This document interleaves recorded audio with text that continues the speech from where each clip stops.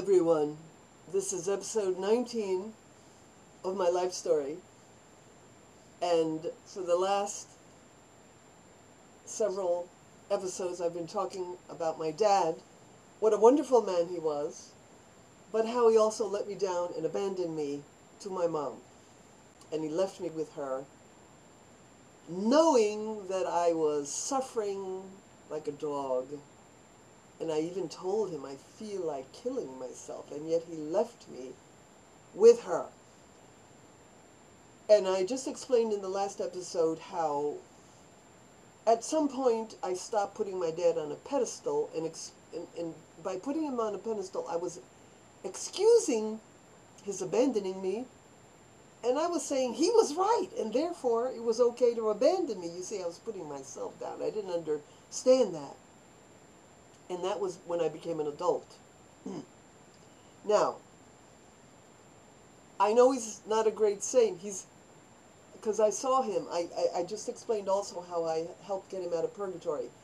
After I went into purgatory in bilocation and saw my dad, and that was, by the way, I had a ministry to purgatory for 30 years. That was the only time I was ever given the amazing, amazing grace of appearing in bilocation. And it had to be because of how much I loved Dad. Had to be. And he also loved me, but not as much as I loved him. Now, my dad's abandonment of me had devastating consequences in my relationships with men. Because of what he did to me and broke my heart, whenever I fell in love, I got PTSD, post-traumatic stress. And I didn't know what it was. It took me years and years to understand it and to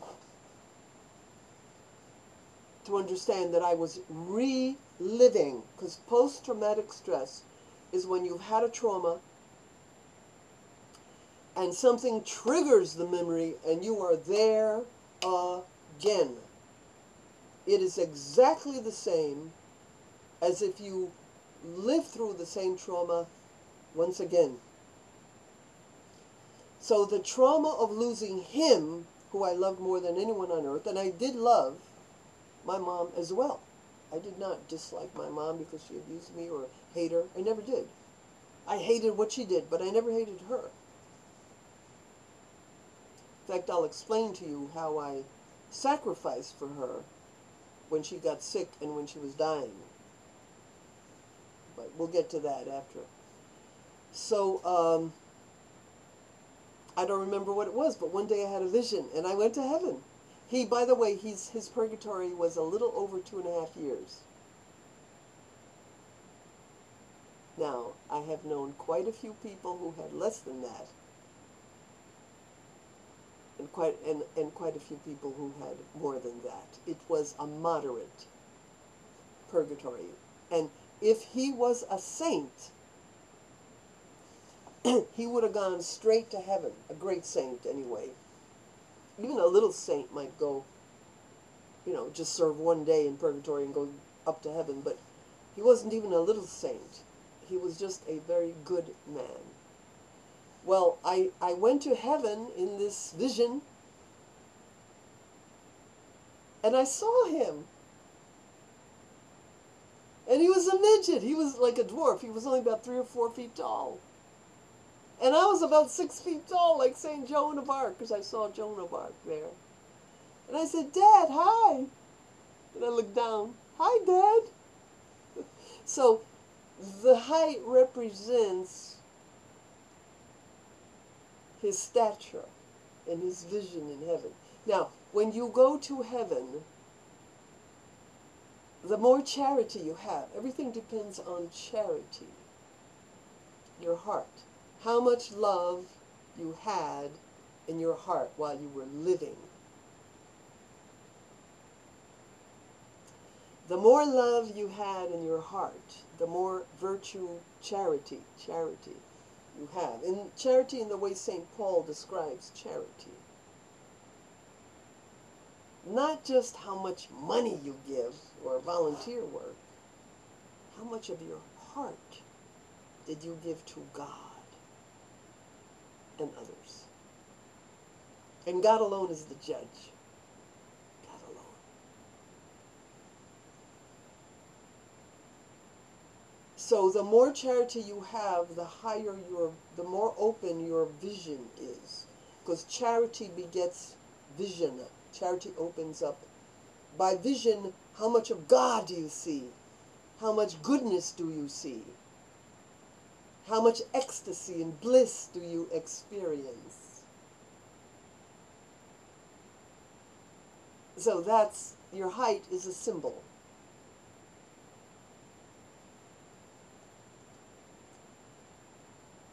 And by the way, while we're on the subject of purgatory, after Pope John Paul II died, the very same day, I said a mass for him. Jesus appeared to me and ordained me a priest. And I used to say mass every day. I used to say a number of masses every day for souls in purgatory. And I said a mass for him. And that night, he appeared to me.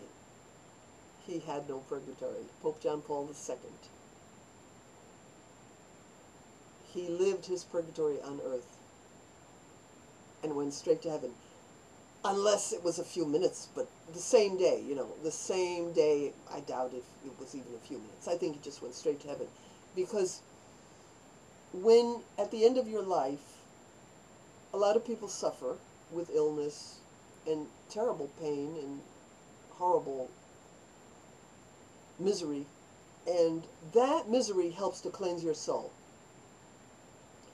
And with some people, they would have been in purgatory for years and years and years had they not suffered terribly before they died. And people don't understand the principles of purgatory. I wrote and published a book on it called Theater of Justice, in which I give the ministry that I conducted to celebrities such as Frank Sinatra, Dean Martin, the ballet dancer Nureyev, Elvis Presley, Errol Flynn, and this beautiful girl, I can't think of her name. She died at the in Florida at this. Oh, I can't think of it. I'll come up with the book later, and I'll talk about the book.